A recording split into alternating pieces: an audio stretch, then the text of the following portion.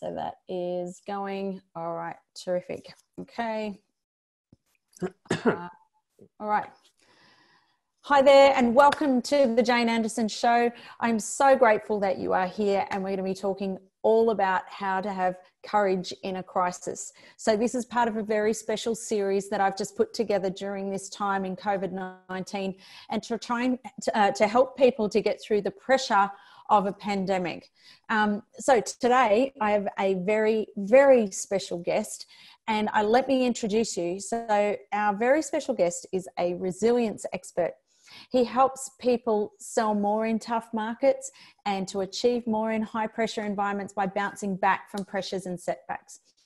He has helped hundreds of companies such as Coles Myer, Maurice Blackburn Lawyers, Toyota, Smartline, St. George, MLC. And so he teaches them how they can learn how to bounce back so that they can achieve, or out-achieve, I should say, their competition. He is the author of this book, Pressure Proof: How to Thrive in Disruption, Change and Pressure. Please welcome our very special guest, Michael Licenblat. Yay! Oh, thank you, Jane. Thank you. Too kind. I'm doing the virtual crowd and the virtual presentation. You're coming on stage. I'm feeling it. It's a new program, that I may have to sell as part of COVID-19. It's my, I might start doing introductions for podcasts for people. Well, you do it well. I'll give it a go. Michael, first of all, thank you so much for making the time to jump on. I know at this time you are busier than ever, and everybody wants a piece of you at the moment because of your expertise. So really super grateful to have you. Michael, a little bit for those who are wondering a little bit about Michael. Michael and I met a few years ago. We were both part of a program called Thought Leaders Business School, and it was wonderful to see Michael and his work and hear about his work. And I purchased a copy of his book, which I want to talk a little bit about. And I'm sure Michael will tell us a bit more. This book, Pressure Proof. And I bought it back in 2015, partly because I was, going, oh my God, growing your business is really tough. But during COVID-19, for those who are listening, you'll have listened to some of the other episodes and podcasts. I've brought on people whose books and experts who I know, and whose books I've pulled off my own bookshelf to say, okay, I need to go back to some of this expertise and the people in our community and pull out their expertise, because the context we're in at the moment is different, but the thinking is similar. So I really wanted to have Michael on and he kindly agreed to come in and share his expertise, and reading his book again off my shelf reminded me I needed to reach out and ask to say, can you come on and talk to us? So what do we do? So Michael, thank you for jumping on. Can you tell us a bit about obviously your practice and your business and your area of expertise and who you help, and then of course, in this context of this time we're in, what are you what are you working on, and how are you helping people with that? Well, Jane, your introduction was spot on. It was very eloquent. In essence, the work that I do is about how you bounce back in tough competitive markets, how you thrive in high pressure environments. Ultimately, what always had fascinated me was the strength of the human spirit, the way that people handle obstacles and challenges, setbacks, why some people rise to the occasion and others sink and don't. So I spent a bit of time going through my study through psychology and through other natural therapies, understanding how psychology and physiology affected performance. And the work that I do now is I apply those principles of resilience to business, to leadership, and to just general performance and how we respond in high pressure environments. So that's sort of the crux of the work.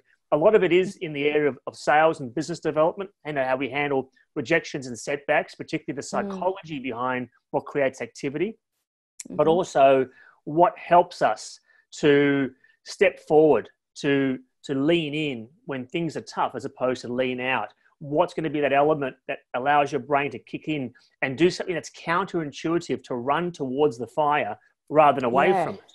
And that aspect of resilience has fascinated me. So I've taken a study of that and implemented that in terms of business and education and leadership. Right.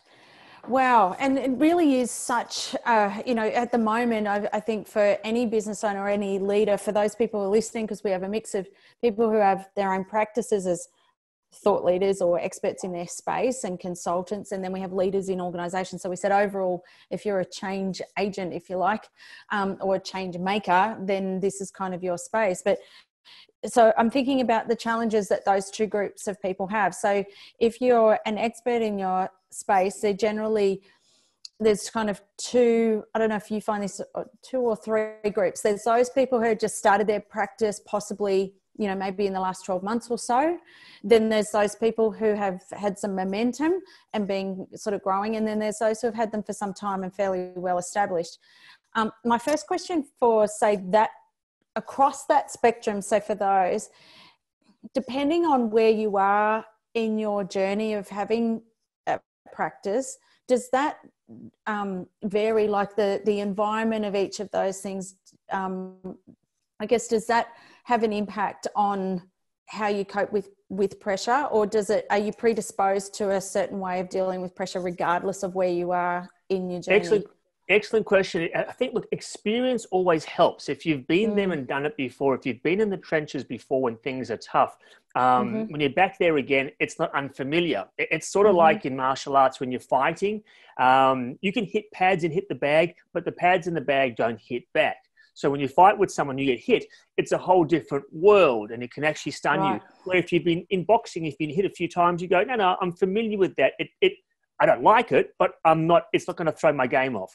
So for those that have been in practice for a while, that have gone through ebbs and flows, different to the ebbs and flows we're going through now, but they've been through ebbs and flows, they're familiar with being through a tough time. So it's not going to freak like them out. GFC or something, and, they've probably been seeing those times. Okay.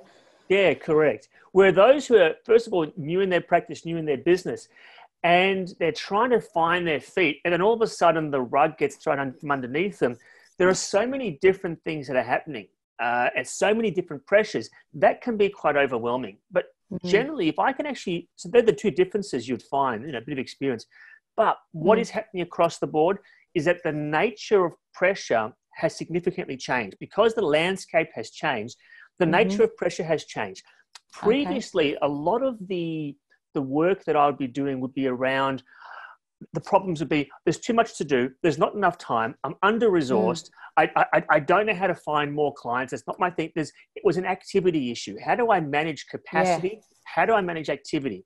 What's happening now is that with COVID virus kicking in, that's not the core challenge. What it is now is uncertainty. I don't know what's going to happen.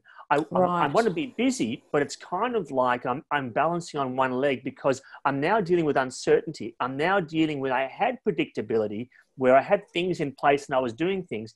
That's kind of stopped or slowed or it looks different. And now my whole world looks different. So my momentum has slowed. I'm no longer hurried along by the momentum and the treadmill of life and that kind of pressure. I now have to create that myself. And that's a very different environment.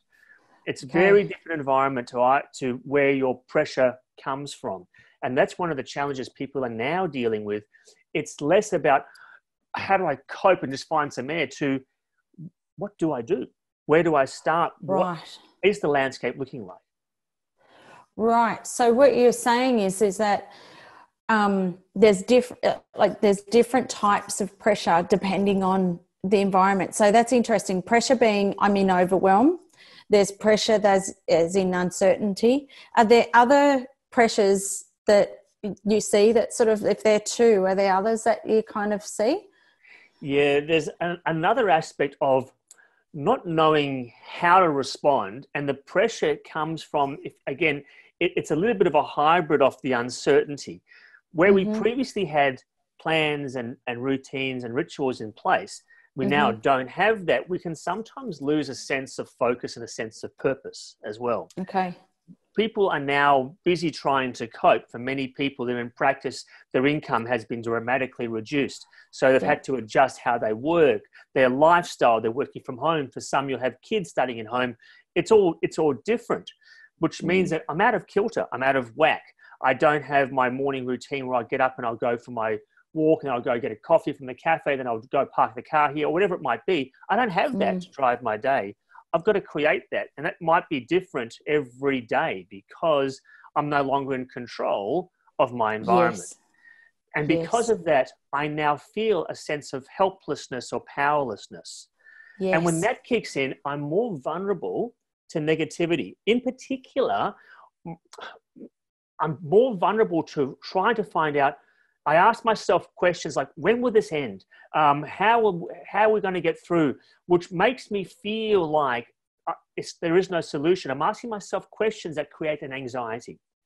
And the more questions I ask myself that creates angst because I don't feel a sense of control, the less likely I'm going to be focused, motivated, and centered in how I approach all the challenges get thrown at me. So that's what we're seeing now. Whilst there's always been issues of anxiety that people have experienced, it's now it's more of a different anxiety that we're seeing. And I'm not saying that from a therapist point of view, just in terms of how people in business are now responding to being out of control. And what do you see as like the biggest challenge that they're having with, like, what are the things you notice with feeling out of control? And then what do you do? Like, what types of strategies do you put in place for that? Yeah, so what's super important now, and I just actually ran a webinar on that, to have rituals and routines put in place. Right. What rituals do, they are sort of like conscious habits. It just tells me to do this and then to do that. And we're all seeing now rituals of, hey, wash your hands every 5 minutes, make sure you have a distance, make sure I walk. So we're getting into little rituals. But when we were working and we're in control of our time and sort of in control of our destiny, we had rituals in place that got us through. But now those rituals have stopped. Many of them have changed and they don't drive momentum anymore. And rituals are kind of like train tracks that take the train to its destination. The train has the power, but the rituals keep it on track and keep it in a destination. And without them, we feel off kilter. We don't feel control. Now it's essential. You actually create rituals that are going to refocus you, keep your head calm, keep yourself motivated, and not to let the angst levels get too high, to feel a sense of control. Ultimately, all these rituals are designed is to keep us active in our business and to feel, whether it be legitimately or not, a sense of control.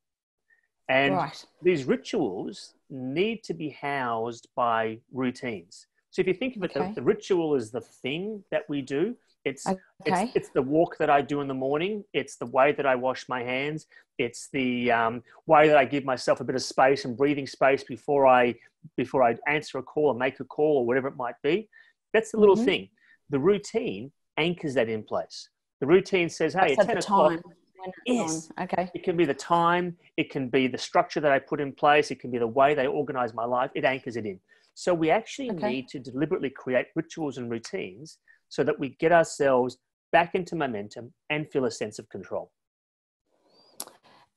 I love that, Michael, because I think, at the moment, we've probably come out of we're 6 weeks in or 8 weeks in, Nelly, and like at first is just so much confusion of like, I remember even feeling a sense of almost disconnection. Like I was like, this feels like we're in a time where I feel like I'm in a movie, or I feel like this is like, there's that first feeling, a complete disorientation of this can't be happening. This, like, which is the whole, denial and all that sort of thing coming through if you go through Kubler-Ross's change. But then so when you start to see a sense of control is when, okay, I'm starting to get a little bit of like there's still uncertainty. There's still not necessarily clarity. So I'm guessing, would I be right in asking, I'm guessing there's some people who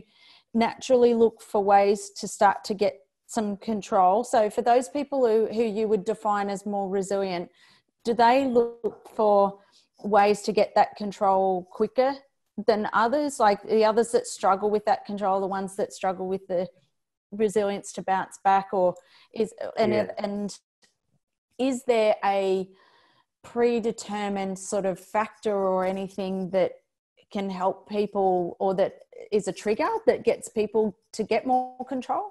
So I'll answer two parts to that question. Is there any predetermined trigger, and what can we do to maintain control?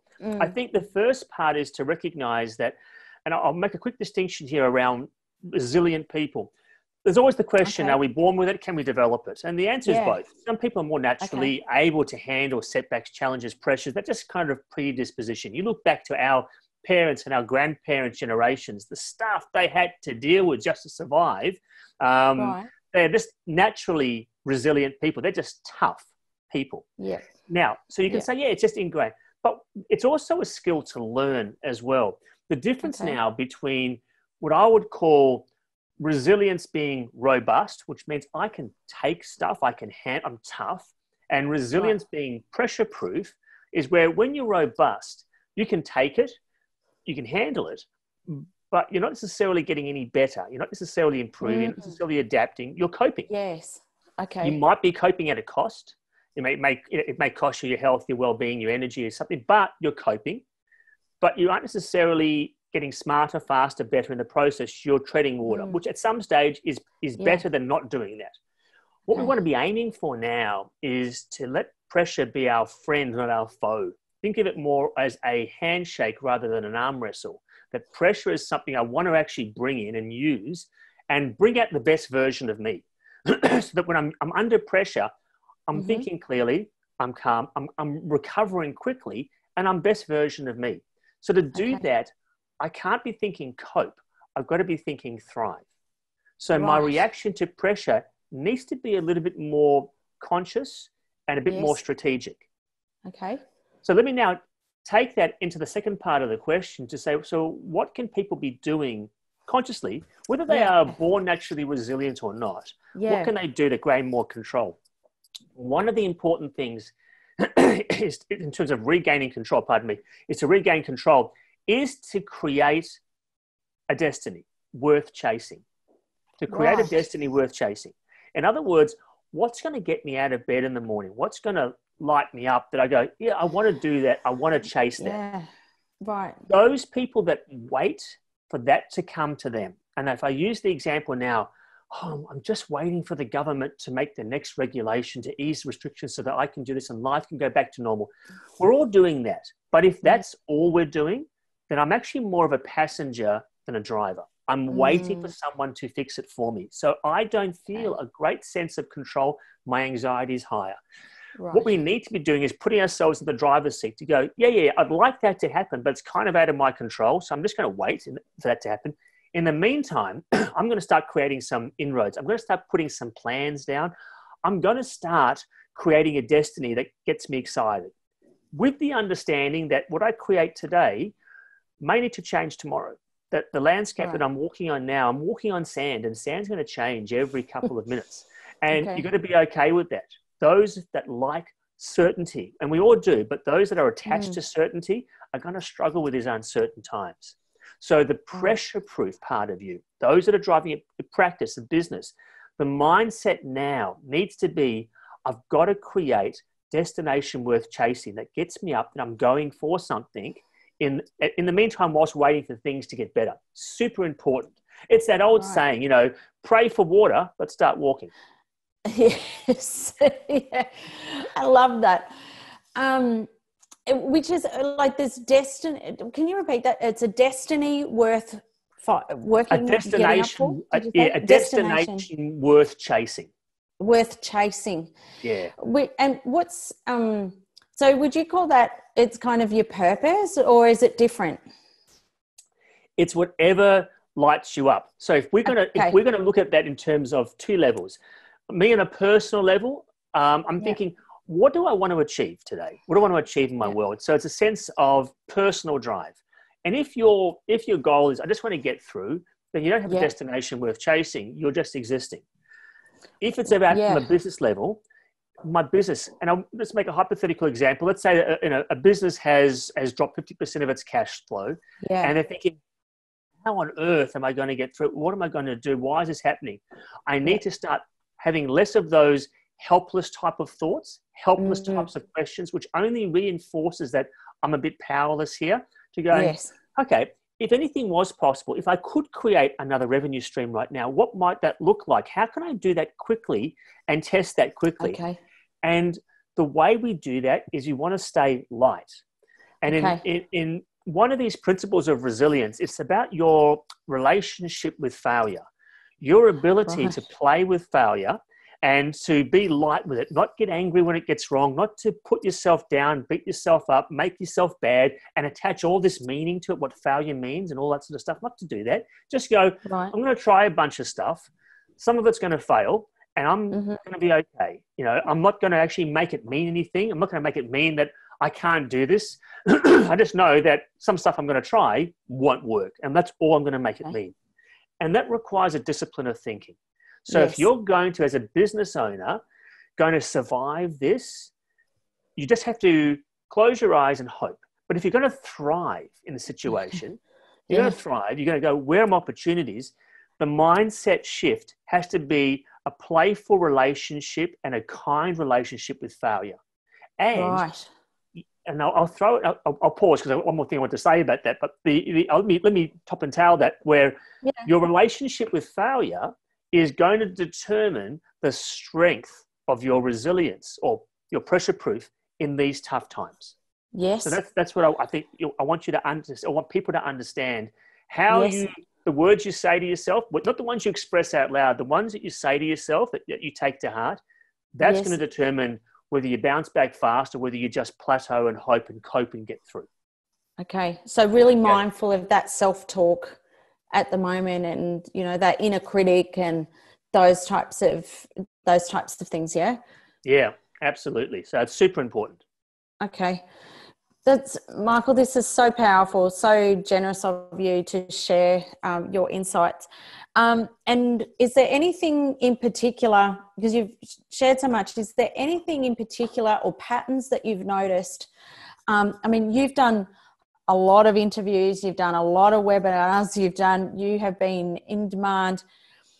Is there anything in particular that you have noticed during this time in COVID compared to other times that have been unique? You talked about the type of pressure, the uncertainty, but in terms of how people are responding, or even something just that is unique, perhaps that maybe you haven't seen before, as particular to this period. Is there anything that you've noticed that has been insightful or helpful, or that has made you curious?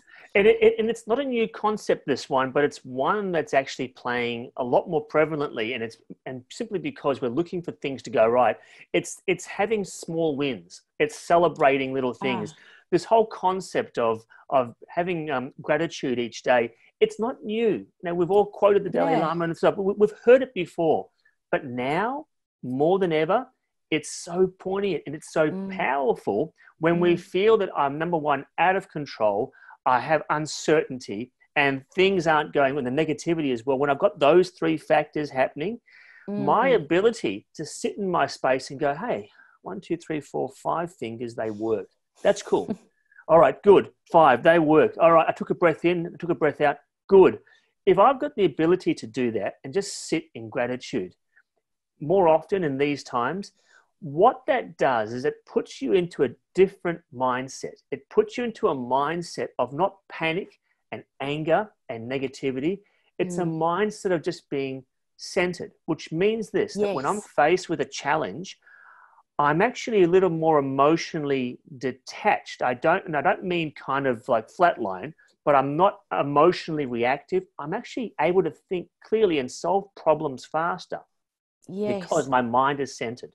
And that is super important, that I'm allowing myself to sit that way, and gratitude allows people to do that. Now, again, it's not new, but the practice of it now is even more powerful because of what it helps us to do as business owners to make good, clear decisions in times where we may otherwise be reactive, emotional, or just negative in our decisions. And that will drive what we do or don't do, what we do or don't put forward, what initiatives we put forward, or whether we just kind of sit back and, wait for the job keeper to kick in and see what happens.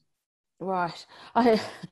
It's so true. I love that, Michael, because I noticed that I think initially when all this happened, because we were supposed to get married last weekend, and so that's all been put back a year. And absolutely, like I noticed that just for myself, that was where we, at home, that's where we went first. We said, well, I remember when this first happened and somebody commented on my Facebook page, it was someone I was connected to, and they said, oh, I'm so disappointed that I can't believe they're going to close the gyms. And I said, what do you mean?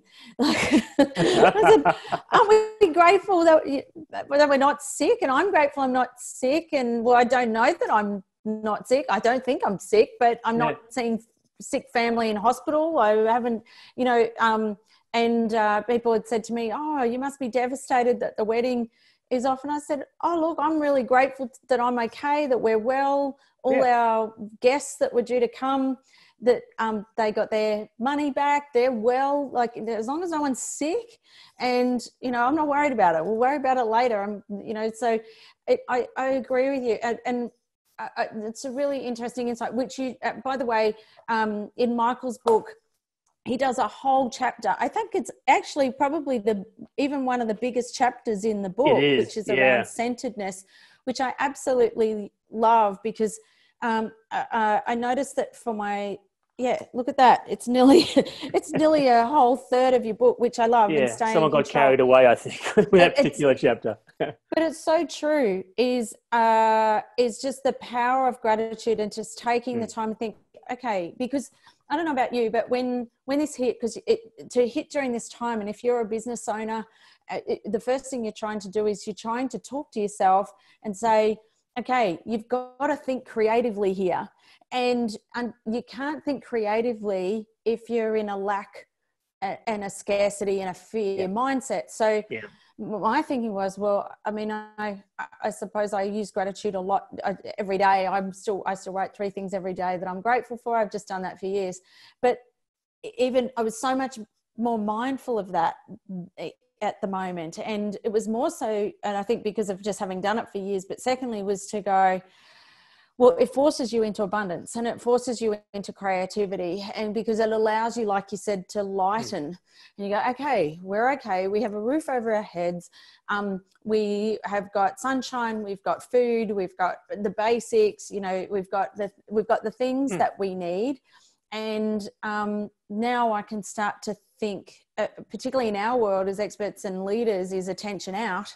If I've got to be attention out, then I have to know that I'm psychologically safe and okay, I'm imagining. Is that right? So absolutely. And you hit the nail on the head in terms of the word lighten.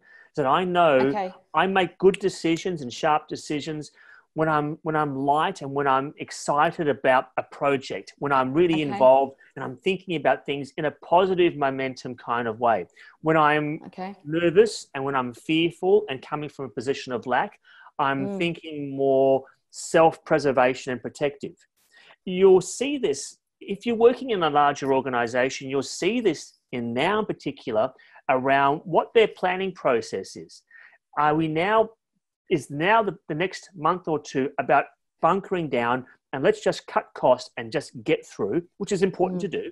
That's the robust, I will cope and get through. Yes. Or we're thinking, what's my brand going to look like in a couple of months' time? Where do I want my business to be? When this starts to where, do I still want to be positioned in the same way? Do I still want to have the same perception? So I need to make sure my activity now, is self-preservating, but it also is going to carry me through to where I want to go. So the pressure proof thinks a bit lighter. Yeah, I got to have that, but I want that too. So that lightness allows me to think beyond just survival, which is so important if you're going to thrive in your business in this tough time. And when I say thrive, it doesn't mean you're going to make a whole bunch of income because you're incredibly, you found this. It just means that the way you're going to handle this and carry yourself through will position yourself in the best possible place when things do start to improve, and you're going to maximize your opportunities now rather than just throw your hands in the air. So that lightness is key. And if I can add one thing to that, I know I was thinking about it earlier on. So there's one more thing, is that your ability in this process to respond to things like a challenge, like a game, is actually going to be pretty crucial to the way, the lightness and the thinking you take through. Kind of like the way, if you're into sports, if you play basketball or soccer or whatever it might be, you get in there like it's life or death. But the reality is, it's a game. At the end of the day, you shake hands, you go, yeah, mate, good game. That was fun. We'll do it again next week. But you approach it like a game, like it's fun, because I want to win this. Those of you that are into board games, and I know we've always been a big board game family, and the board game Settlers of Catan.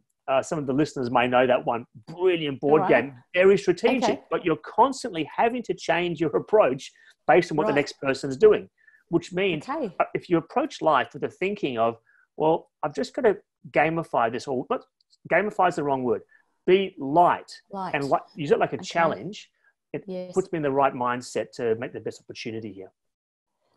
Michael, this is so good. I love everything you're saying, and I can't wait to get this out. So just to recap on some of the big key things, so much gold.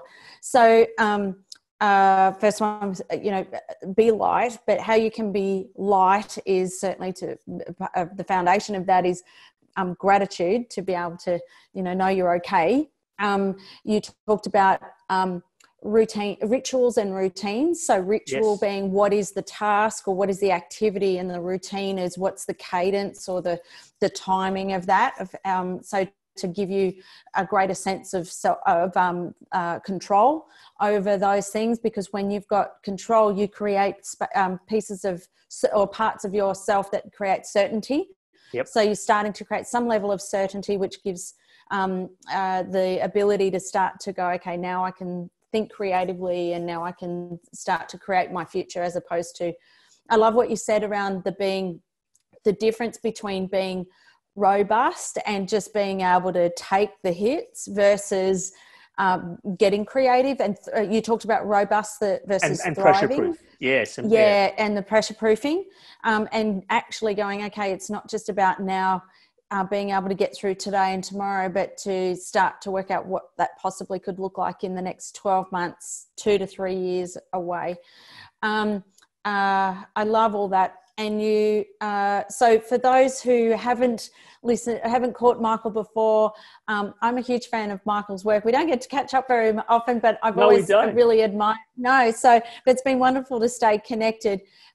Michael, for those who want to connect, if they want to learn more about your work, I can highly recommend your book, of course. Thank you. But if people want to reach out to you, they may want you to come and work with their teams, if it's in organizations, or if they want to connect with you, access books, programs, things you've got, where are they best to go? Your best place is just straight to the webinar, to the website rather, straight to the website, which has all the details on the landing page.